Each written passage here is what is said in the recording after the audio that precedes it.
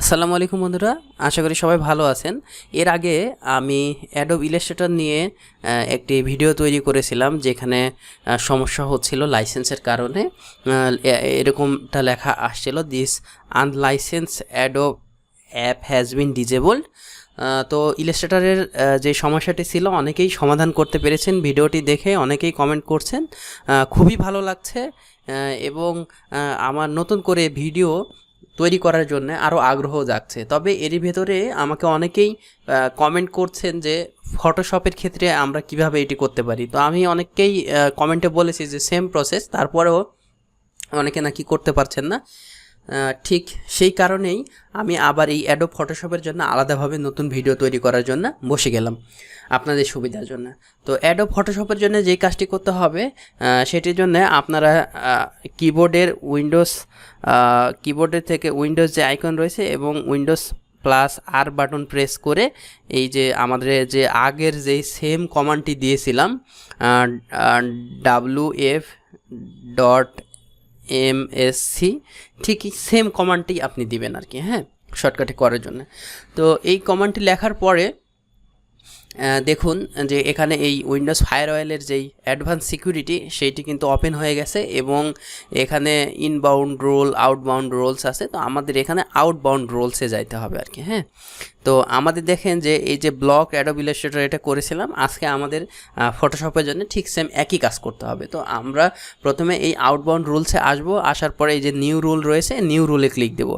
Click দেওয়ার পরে এখানে যেমনটা রয়েছে ঠিক এই সেম অপশানই থাকবে, আপনাকে জাস্ট নেক্সটে ক্লিক করতে হবে। তো নেক্সটে ক্লিক করার পরে এইবার দেখুন দিস প্রোগ্রাম পাথ।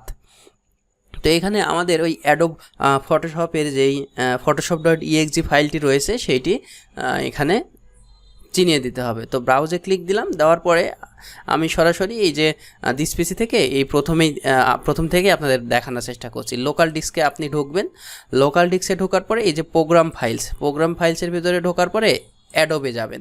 অ্যাডোবে যাওয়ার পরে আমরা এর আগে ইলাস্ট্রেটরের জন্য এই যে এখান থেকে দেখাইছিলাম অ্যাডোব ইলাস্ট্রেটর, তারপরে সাপোর্ট ফাইল, তারপরে কন্টেন্টস, উইন্ডোজ, তারপরে হচ্ছে যে এই যে ইলাস্ট্রেটরের এইটা আর কি দেখাইছিলাম, হ্যাঁ। তো আমাদের ফটোশপের জন্য যেটা করতে হবে সেটা হচ্ছে যে আমরা ইলাস্ট্রেটরের মতো এইভাবে না, আমরা অ্যাডোব ফটোশপের ভিতর যাব এবং এই যে দেখুন আমার পিসিতে অ্যাডোব ফটোশপ 2024টা দেওয়া রয়েছে।